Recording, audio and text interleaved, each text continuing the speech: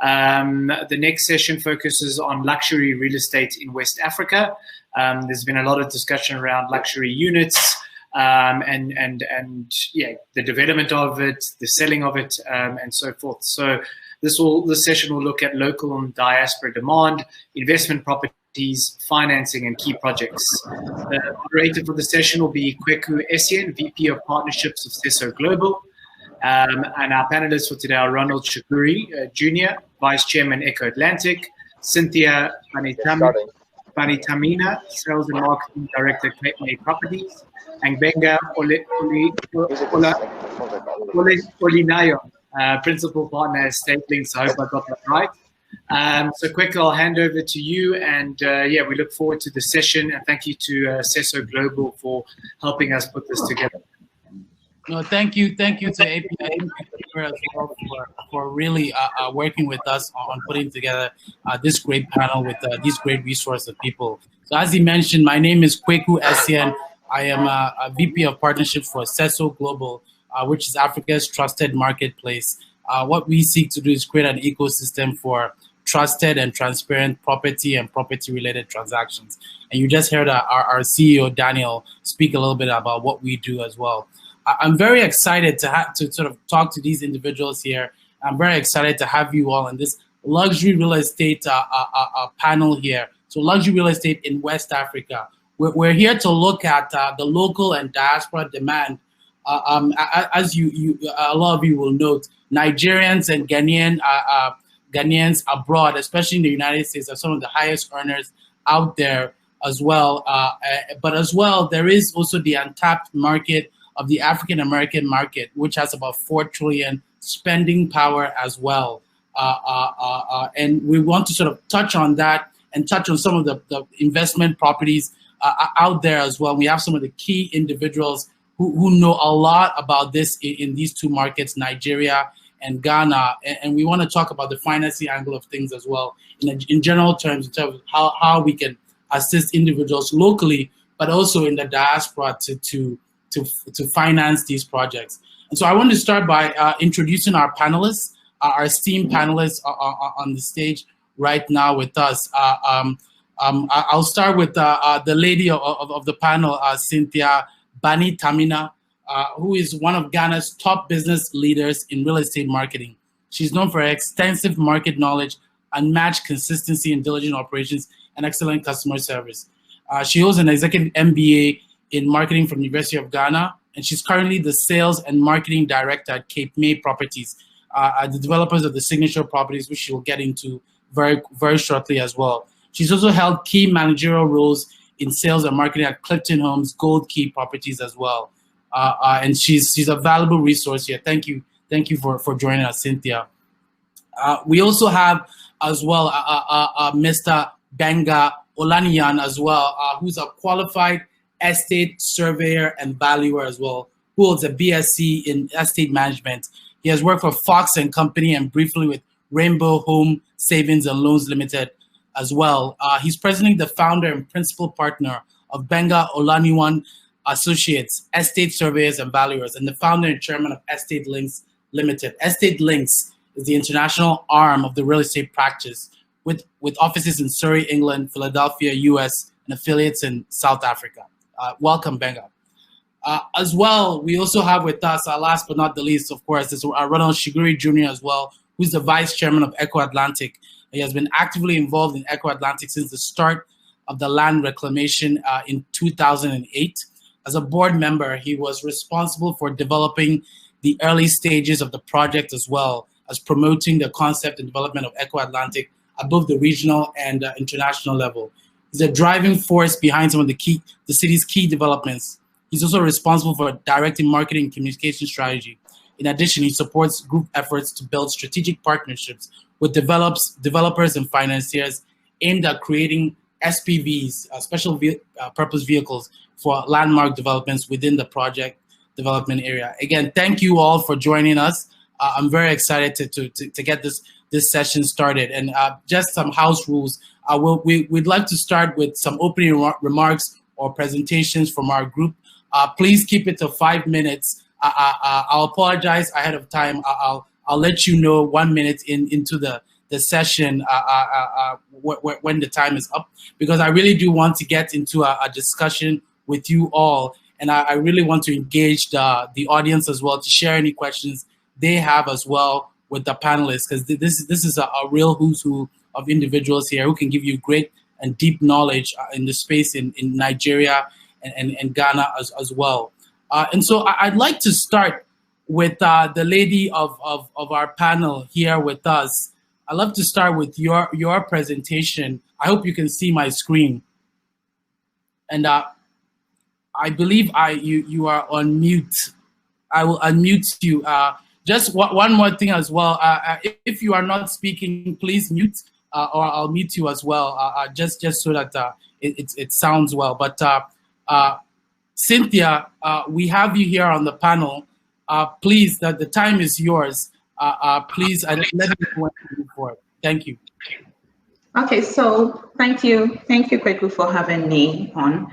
And so I'm talking about the Signature, which is one of the biggest properties in Ghana at the moment, and is very good for investments as well.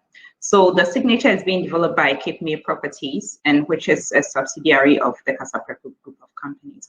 Kweku, can you please go down? Because you're giving me 5 minutes, I need you to be a bit fast with me.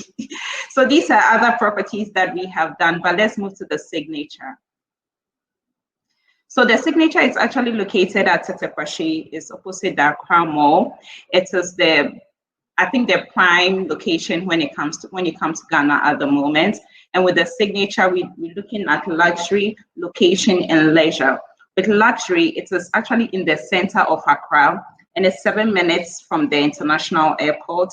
And then we are opposite the Accra Mall, which is the biggest mall in town. And then we are surrounded by international schools, police stations, good police stations, and then we have good hospitals. If you're looking at healthcare and all of that, the Signature is located in between all these places. This is mainly on location, and location is very important when you're looking at properties for investment, especially for rental purposes. And then on leisure and luxury, the property comes with amazing amenities like a rooftop pool and bar, that the rooftop gives you a view of the airport. You see planes landing and taking off, which is amazing. We have the spa, we have rooftop pool and bar, we have a bowling alley, we have a karaoke studio, we're doing airport pickups as well for people.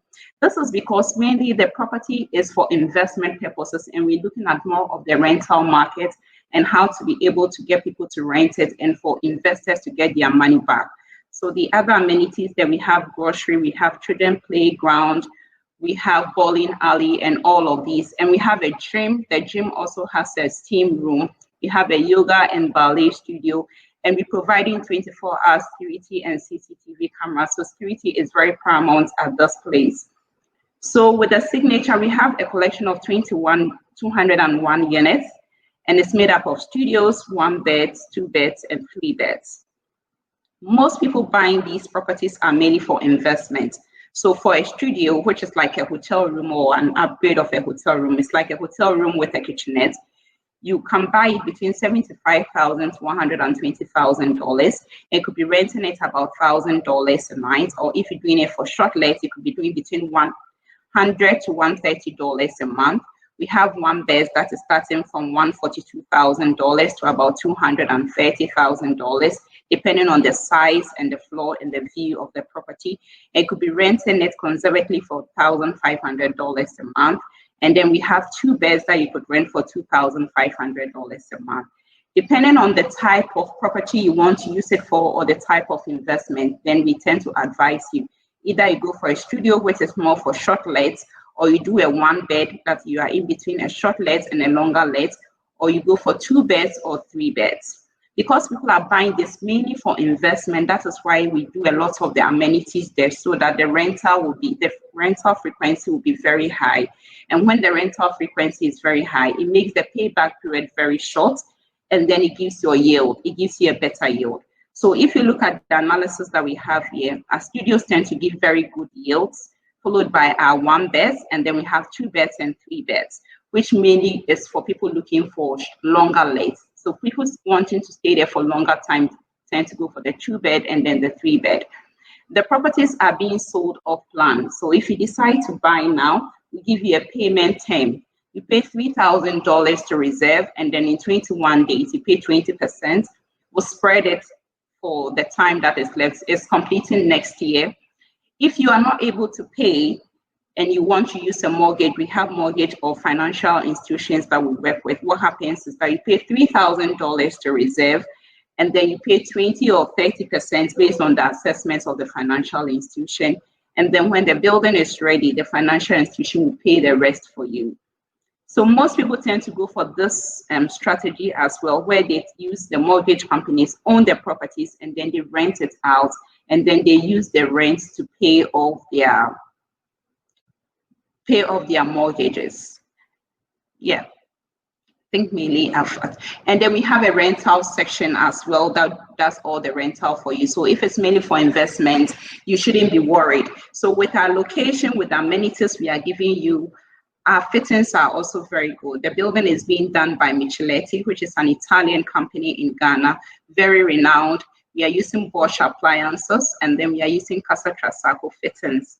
So you realize that it's not just the location, it's not just the amenities, but the quality there is very good. If you want to talk to us, this is our website. You could always go there, get to talk to any of our salesperson, and then we'll advise to make a very good investment decision.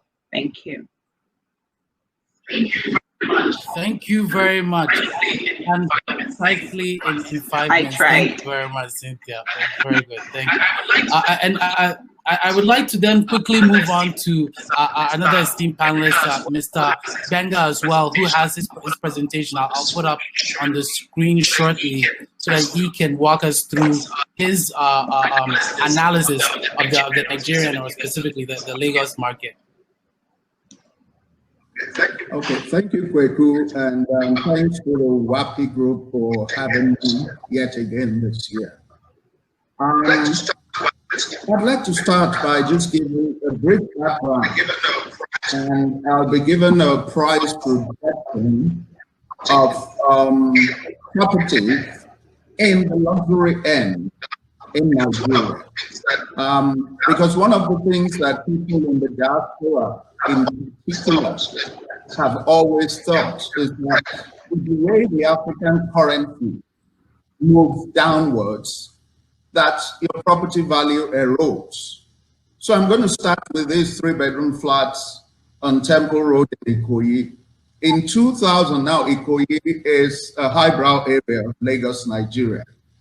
In the year 2000, these flats were selling 20 million naira, which was $190,000, at which time the naira to the dollar was 105 to 1. But today, in 2020, the same flats are selling for 350 million naira, which at 470 to 1 is $700,000 each. So in essence, over 20 years, your investment has actually moved from 170 to 700. Similarly, on the next slide, I have also compared values of land. Banana Island, which has been a huge success. In year 2001, a 1,000 square meter plot was selling for 12 million. Right now, the same parcel of land is selling at 700 million naira.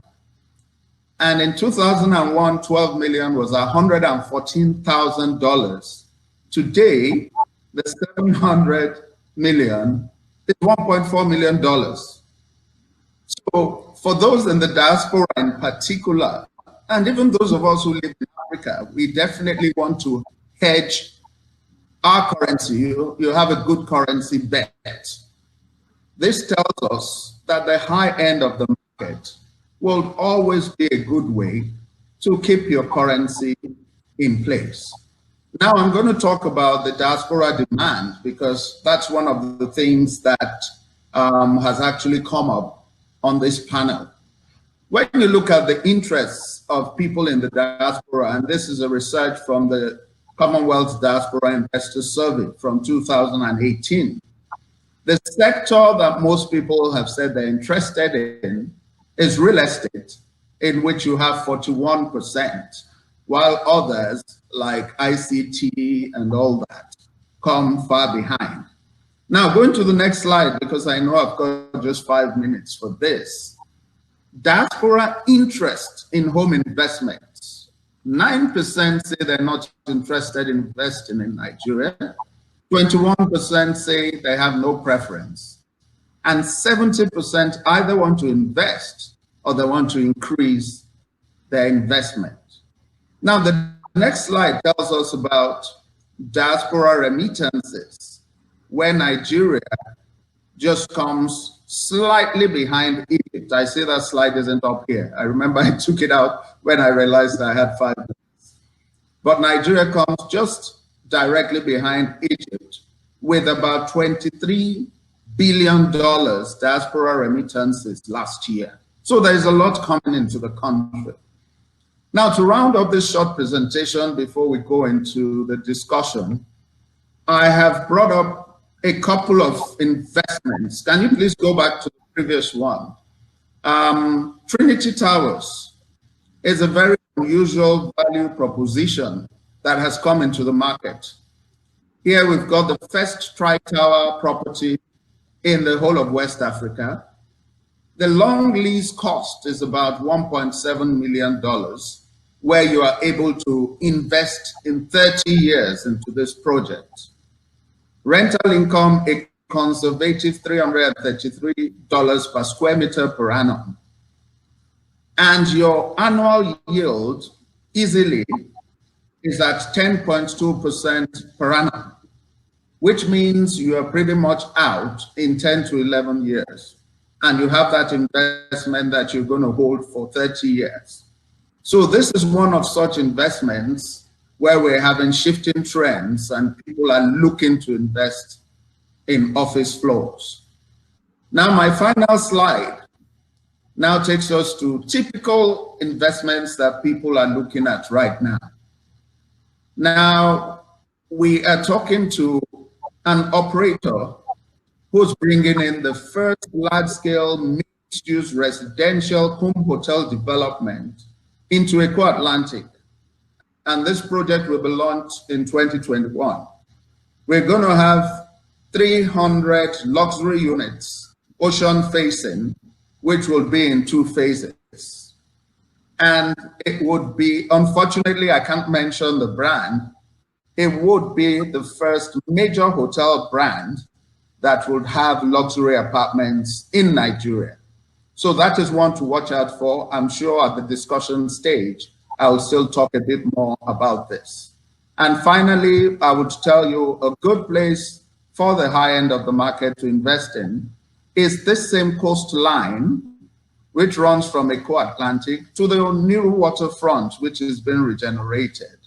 My belief, and based on experience, is that this part of Lagos is just about to explode. And of course, if you snooze, you lose. Thank you. Love that. Love that. Thank you very much for that very, very sort of detailed presentation as well. And I'd like to move on to, I think that was a very nice segue actually to you, Ronald, and I'll mute you now as well. And we'd love to hear from you as well regarding specifically as well your development as well, Eco Atlantic. I hope you're all seeing the screen now. I just want to share this while you speak and give us some remarks really on the project at Eco Atlantic and really what that means for the diaspora as well and where the opportunities lie. So please, the floor is yours, Ronald. Thank you, Kweku. Hi, Juliet. Hi, Benga. I hope you're doing well. So I'm going to dive right into it. Benga left it off on some very interesting notes.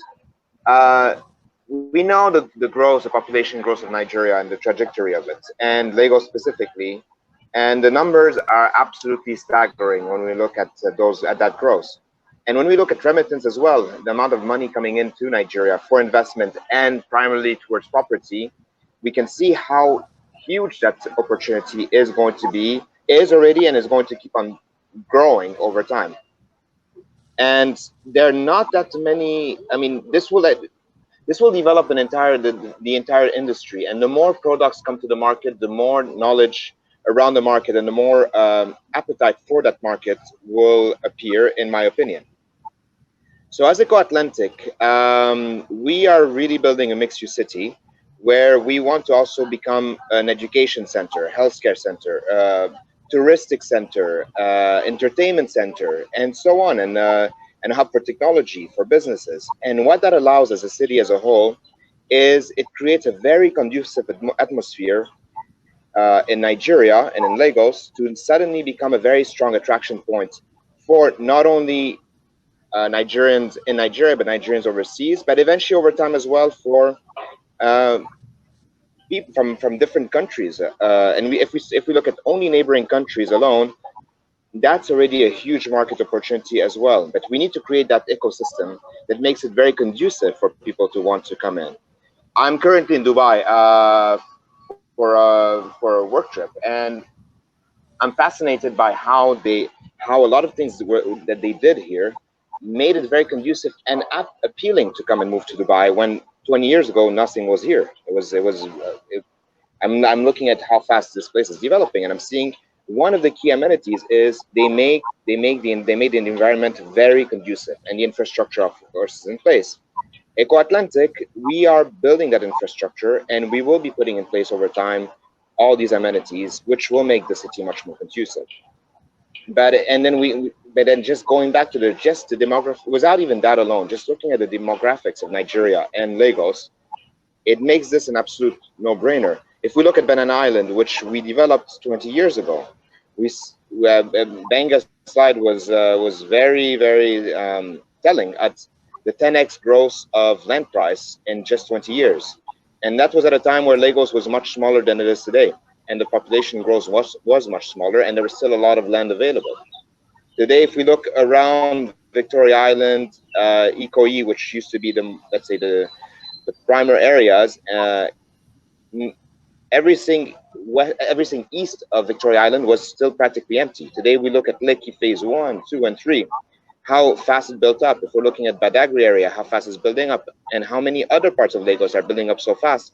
There's not that much land left. And there's not that much land left to be able to have that sort of conducive, completely conducive atmosphere. But once we establish that in Lagos, that will also, we believe that, and there are multiple projects around Lagos that are happening at different scales, which will offer that kind of amenity. I believe that will help rejuvenate Lagos and create a new Lagos that will keep on being more conducive and attract more and more investors over time. So we are very far behind in terms of, for example, mortgages. This is a very key point. Cheap access to financing has not been available until probably this year, or solutions. And now that this is starting to appear, and I know that you guys are working on solutions as well. Now that this is starting to appear, this was, I believe, was the weakest point in the real estate market. And that alone can completely transform the industry. And we are very far behind neighboring countries as well in terms of ownership, of construction, of per capita. And that alone, just to catch up alone, is a huge opportunity. And it is going to happen. There's no other choice. Fantastic. That was it for me. No, fantastic. Thank you very much, Ronald. That was very, very informative, and I think sort of fits well with sort of the discussion that Benga brought as well, and that fits well with what's going on in Ghana. And so, as I mentioned, I would really like to get questions from the audience, but perhaps I'll start with some sort of general questions from my end. And so, as I mentioned before, and I remember speaking to some African Americans, when we talk about diaspora, we seem to focus on Nigerians and Ghanaians abroad. But diaspora really revolves around all sort of Black people who left the continent as well. And I do want to stress as well that African American spending power is $4 trillion. And there has been a big push, especially with Ghana, with the year of return as well, for individuals to come back home. And, I remember watching a very interesting video that showcase, you know, they were asking kids what countries did they know in Africa, and the first countries they all mentioned were Ghana and Nigeria. And I know that, you know, 10 years ago, it would have been maybe Kenya, South Africa. So there's a real opportunity here. So I really want to hear from everybody, and perhaps I'll start with Benga first, on what you believe will be the impact of this new trend of African Americans sort of looking to come back home. Well, I'm glad you mentioned this, Kweku, because I think it was in January 2018. I happened to be in Accra for a meeting, and I ran into, I think there were about 100 African Americans who had come on a specific trip, where you had quite a number of them who were actors and, you know, guys whose faces you know. And that tells me something, that people of color are actually trying to find their roots.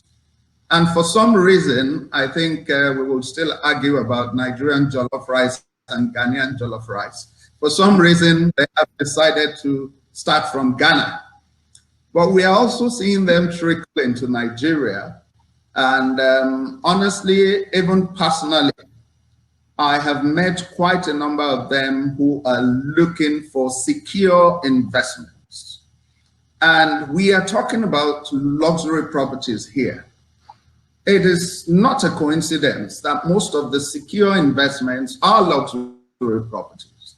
In Nigeria, in Ghana, other African countries, you have traditional land holdings, but that tends to happen at the low end of the market, and that's where you've got problems. So one thing I believe is that we will start to see that impact, which would be quite gradual. I spoke at an event last year and we were talking about tourism. Tourism would gradually drag them towards Africa. And I dare say that I believe Ghana is doing quite well in that. And we're seeing, you know, several African Americans in particular looking towards investing. I see them talking about Ghana. I see quite a lot talking about Kenya, especially because of the Obama connection. So just to round up on this, in Nigeria, investment from people in the diaspora who are not Nigerians and not your general investors is still coming in trickles. I understand that in Ghana, the effect is really being felt. So what we need to do here is to start stealing some of those who are going towards Ghana. But to be honest, tourism would be the best way to drag these people's money into your country. And to touch on the hotel that I talked about, the promoters of these hotel apartments are actually Nigerians in the diaspora who live in Canada. So sometimes those of us who are here do not see what people out there see.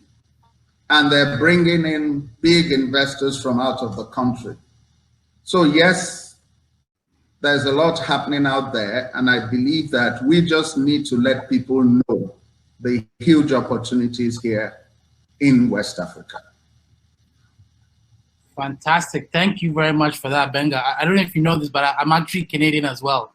So that's very interesting to hear. Oh, great. But I want to now hear from Cynthia. You know, Benga has just noted that he's looking to steal some of what we gained in Ghana last year through our year of return. And so you've experienced it even maybe more so than some of our Nigerian panelists. So maybe you can tell us a bit more about the impact that it has had on the signature and on the real estate market in general in Ghana.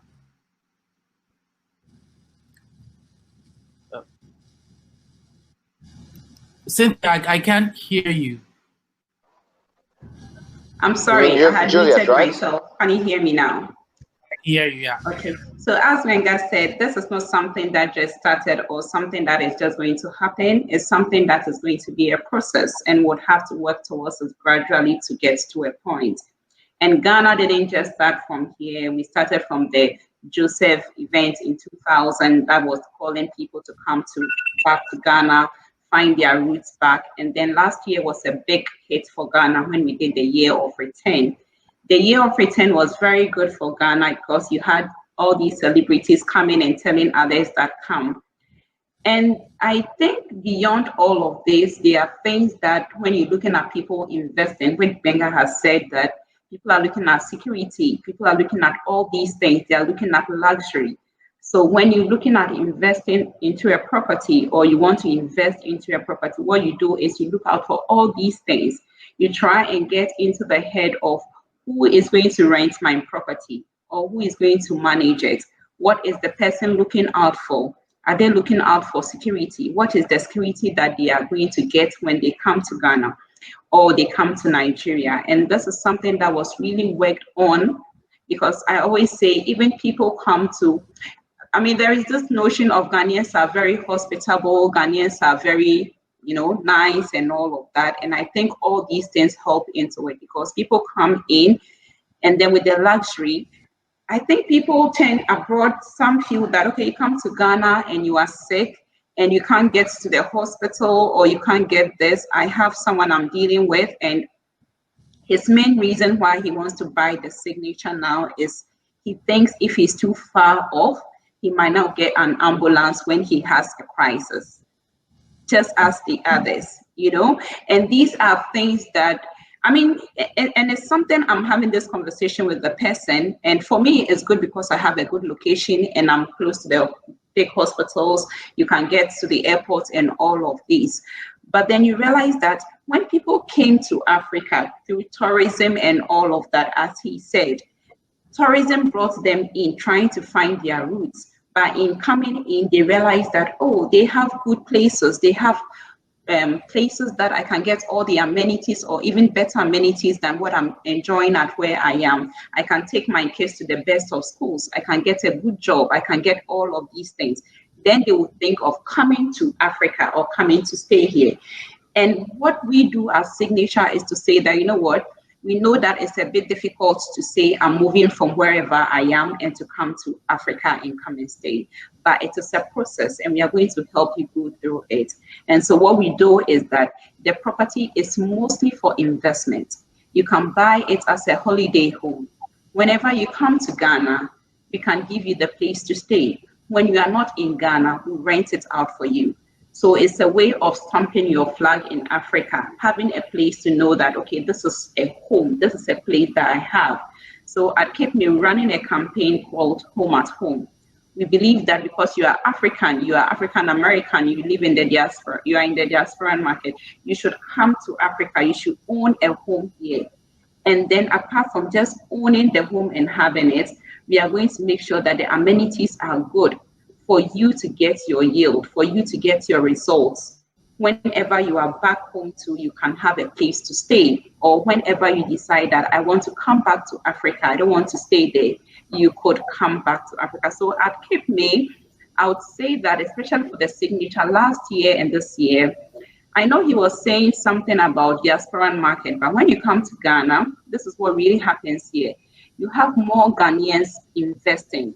It's a small Ghanaians that buy the property, but the Ghanaians do not stay in it. They tend to rent it out more. So that's why I say that for the signature, it's more on rental, getting into the head of the tenants. What do they want? The amenities that they want, we put it in there. So the typical Ghanaian would buy these properties for investment. That is why the yield and the payback is very important to them.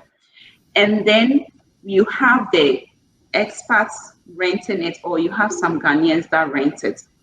Then from last year and this year, we've had a surge of African American markets buying our properties. And this has also been thanks to Cesso Global with my video that I did for you, which really went viral, which has been one of my biggest hits. And I've had people that they've never been to Ghana, they've never been to Africa, but then they see all these things, and then they had an African American come into Ghana to do a video of such a place, and they're like, oh wow, it's a place I'd want to invest. So I think it comes down to the security we are providing the people when they come here, the returns they are going to get, and aside it all, the kind of location we are providing them, and then giving them the assurance that, you know, when you come, you're going to get the same things that you get wherever you are, and they will give you better results even with your investment than wherever you are. Thank you very much for that. Thank you very much for that. That was very informative.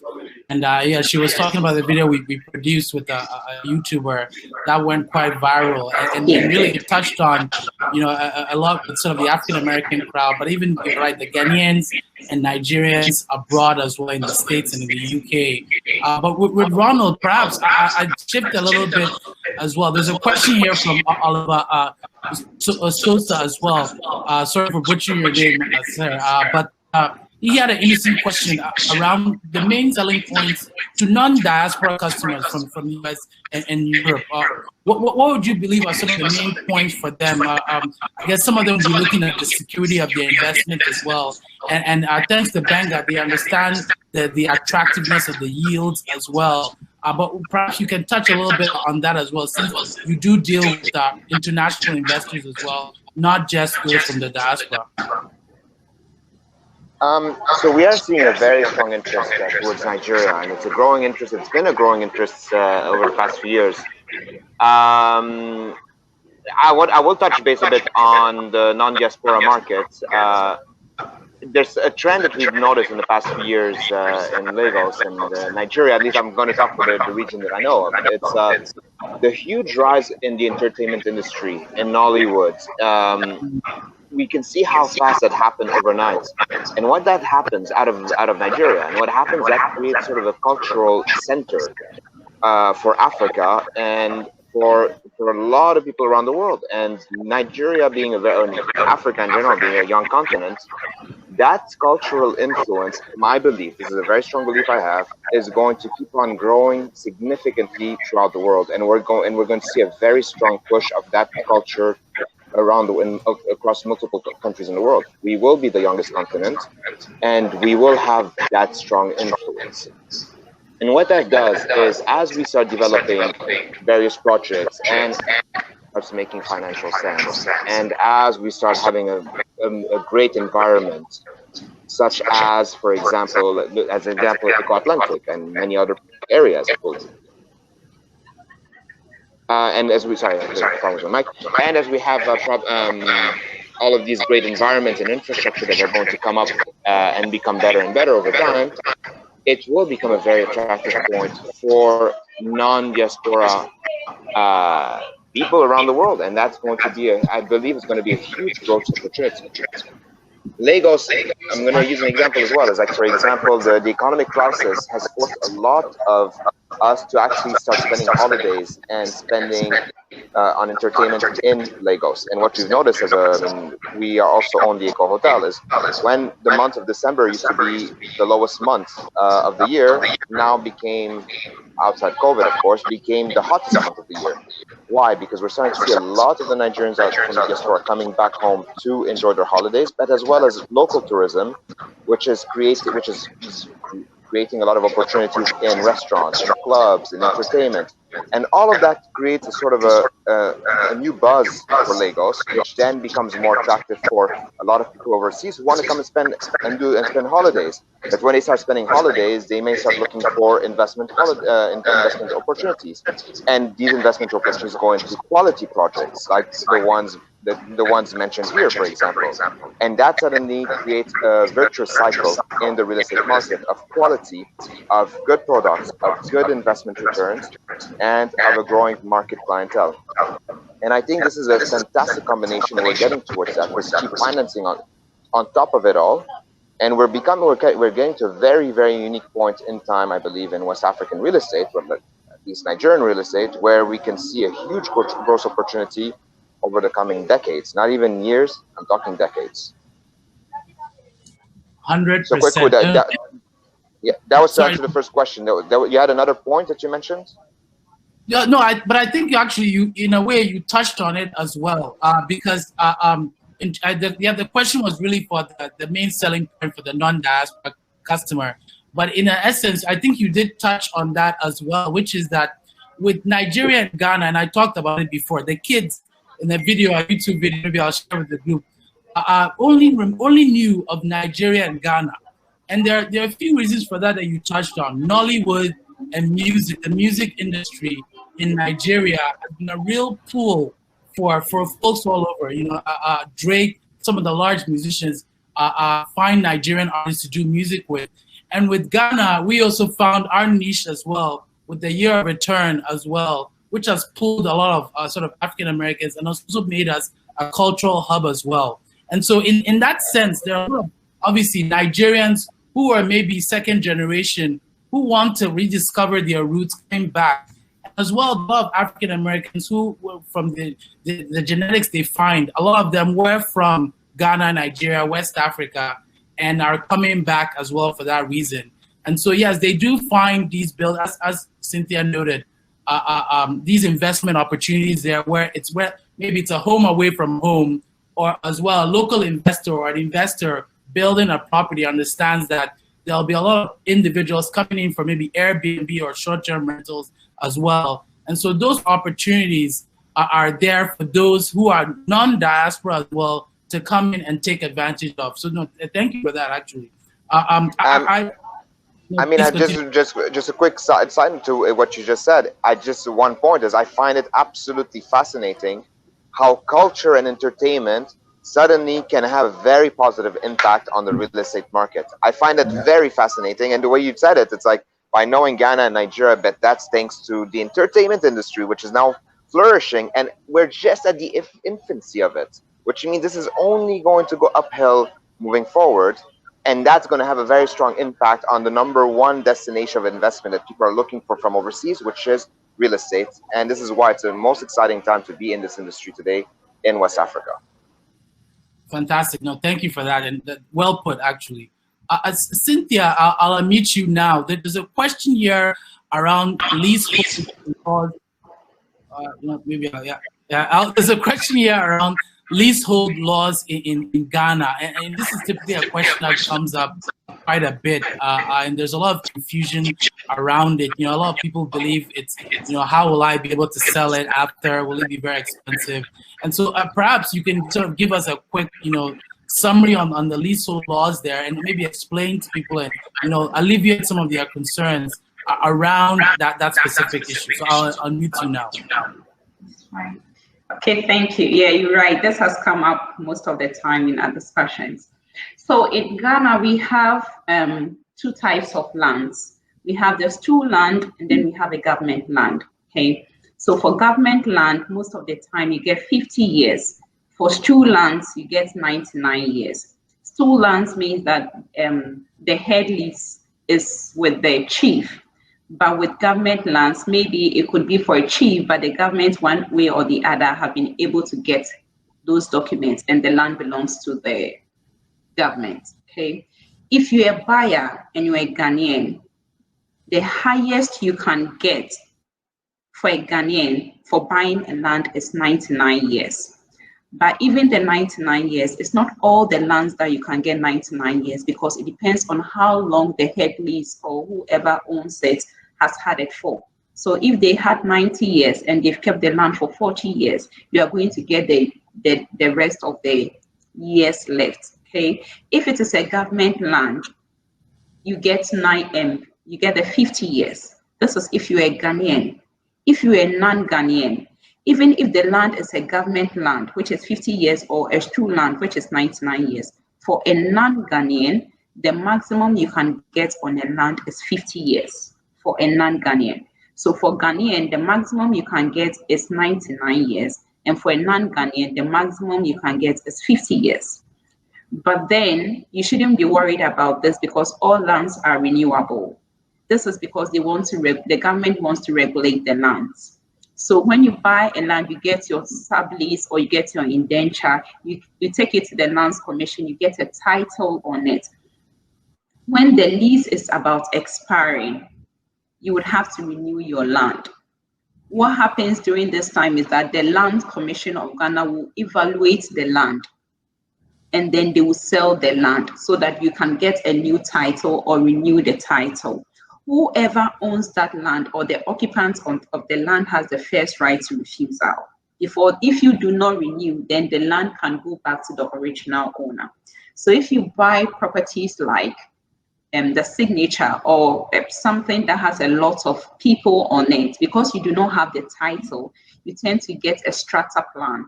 So for high-rise buildings like this, you get strata plans that indicates where your building is or which one is your land. When the land is about expiring, so on the signature, people buying for Ghanaians are getting 65 years, non-Ghanaians are getting 50 years. So when we get to that time for non-Ghanaians who got 50 years, there is still lease on the land. So Land Commission will automatically renew for them for the remaining years. And then when the land is expiring for all the Ghanaians and everyone, the land will be renewed again. So the land will be revalued, and everyone on it, normally there's a homeowners association. So you know how much the land costs based on Lands Commission, and then it is shared amongst you.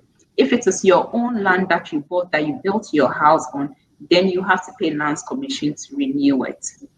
But no one should worry, the lands are not, they are renewable. If you buy it, even if it's 30 years or 20 years, I've sold properties that the lease were about 26 years, but people still bought because they looked at their payback period and they're going to get their money back. And then they realized that, okay, the other years is just bonus for me.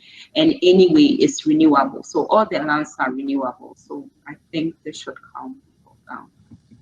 Thank you. Thanks. That is actually, I think, the number one question I believe we get from those abroad. And I do want to assure everybody that it's a quite simple process. Please just use a capable and a distinguished lawyer, and nothing should ever happen to you. You'll be able to sell the land, you'll be able to renew it as well, easily as well, and everything is set in stone in the documentation as well. Yeah. It's quite actually simple. But thank you for the question, Sandra, because actually it is an important question. It's important people do understand that concept. Yeah. Benga, I'd like to get to you as well quickly. I mean, there's a question here, Mr. Adam Jones, and you touched on this before around currency risk and the fact that a lot of international funds are waiting for a stable FX market. But can you maybe touch on that a little bit, especially with regard to property, and perhaps how that affects or does not affect the luxury property market as well? Okay. Now, I'm glad I started with two slides which shows a trajectory of prices. Now, people who have the bigger mind sit down and do their projection.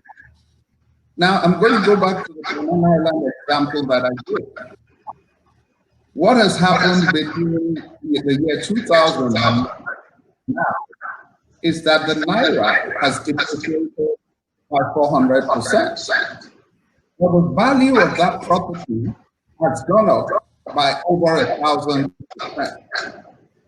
Now we're talking about these investors, for instance, who are coming in to develop 300 branded apartments. Now, they have done these projections. We have sat down and we realized that anyone who buys next year is going to be better off than the person who buys the subsequent year and the subsequent year. What tends to happen is that the value of the property far outstrips the erosion of the currency. This happens over and over again. I'll even pick the Trinity Towers as an example. For those who put in money in the early days, they have already seen some appreciation, despite the fact that the Naira has gone down. And you see, sometimes you have your eyes on Africa. Many years back, the dollar to the pound at some point, I think about 12 years ago, was 2 to 1. Today, it is 1.31 to 1. So yes, Africa is more liable to currency erosion. But I tell you one thing, over and over again, as long as you're not looking short term, If you bring in $100,000 today, it might become 90 next year. But in 10 years' time, history is the best teacher. You're probably going to take out $220,000. The naysayers always prevent others from coming in. And there's this saying that I always like using, that a man who wants to lead an orchestra must turn his back to the crowd. So the crowd of people are saying, listen, take your money to Africa, you're going to lose it. But then you're seeing a lot of people even bringing in pension funds to invest. So I think the key point is not to deceive anyone. Everyone knows that, yes, there is the tendency for currency depreciation. But you need to sit down with the professionals, do your trajectory of prices, and then take a decision on whether to invest or not. I will just finally, I will touch on Eco Atlantic.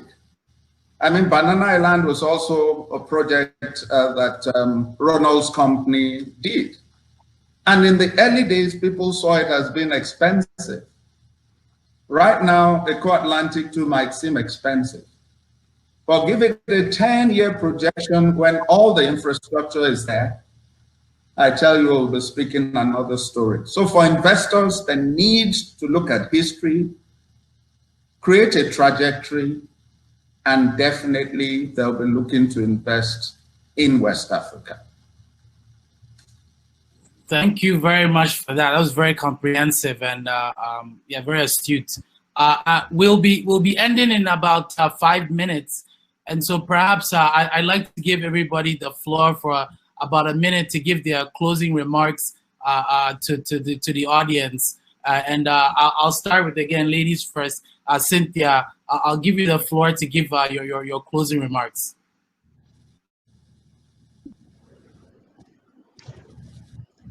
Okay, thank you, Kweku. So that's what I want to end with. When you're looking at investment for properties for investment or looking at something that would give you the best of returns, you need to put a lot of things into consideration, which all the other people on the panel have spoken about. And the signature tends to offer all of these things for you. And we do not just give you the figures, but we just work at it and make sure that the figures that we're giving you is not something that is just on the table, but something that at the end of the day, you would actually achieve and come back and invest more. And we're looking at more people coming to Africa to invest. And don't worry, we are going to make sure that your investment is safe. They're going to make the right returns. Thank you. You could always contact us, come to our website, www.signaturega.com, and we'll always be ready to assist you and give you the best of advice. Thank you. Thank you very much for that. Ronald, I'll unmute you now. Please, your closing remarks. All right. So again, Benga is always a source of fantastic information in general on the market, and probably definitely one of the most reliable source on the real estate market in Nigeria. And yes, what we see is that, yes, what seemed expensive 20 years ago is now looks like very, very cheap, and we believe this is going to happen as well over the next 10 years. And another driving force, other than just history proving itself over and over, is the sheer size of our demography and the growth of the remittance, and all of those elements make it feel like the next step of growth in the real estate industry is going to be even much bigger than what we've seen in the past 20 years. So now is the right time. Now is the perfect time to really start looking at Nigeria or West Africa. These Ghana, we hear constantly growth in the real estate market and success stories. And at least from these two countries, we're going to see a very, very massive growth in the real estate industry, as a lot of pieces are finally starting to come together, from the infrastructure to the financing to the demographics to the interest and the knowledge of what's happening on the ground. And it's all going to start happening. It's all happening now. It's not going to happen anymore. It's starting to happen now. Fantastic. Thank you for that. And yeah, that positive outlook, which is the reality really on the ground as well, as Benga noted. So Benga, I'll give you again the floor to please give your closing remarks. Okay. Well, mine is just with regard to the population of Nigeria. 200 million people can't be ignored, and 200 million people will not live on trees. A housing deficit of 18 million is quite a lot. Yes, a lot of this might be at the low end, and we're talking about luxury real estate. But I tell you that what is clear to us is that we still have a supply problem. Yes, there might be oversupply at some sections, but generally speaking, we have a supply problem. A lot of people, yes, have had their hands burnt in the real estate market. Just as the saying goes, that the more you sweat in training, the less you bleed in battle. So as long as you keep persevering, the market is huge. And as Ronald said, I believe after the next 12 months, we are in for another cycle of boom in the real estate market. And I know he's in Dubai. Why his camera is not on is he has a new haircut that he wants to show us when he gets back. You know, so we are all getting prepared for this boom, which I believe is going to happen in West Africa. I'm cheating a bit. Sorry, I'm cheating a bit. Yes.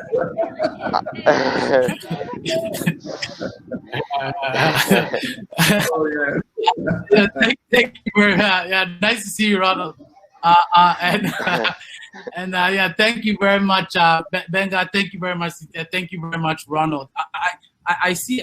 Just with regard to the question on the lease extension, I do see a final question there.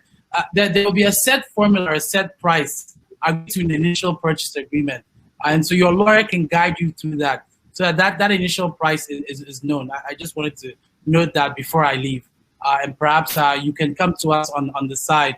I'll put my details there so you can ask us. We can get you the right answers on the leasehold sort of question. But again, I don't want to take up the time of the group. Thank you to all of you. Thank you to Kafir. I see you here as well. Thank you for having us all on this panel. And I think it was actually very informative and provides a lot of clarity to investors, to homeowners alike, locally and abroad as well, whether you're a diaspora or not. So I'll give the floor to Kafir. Thank you again for having us, API.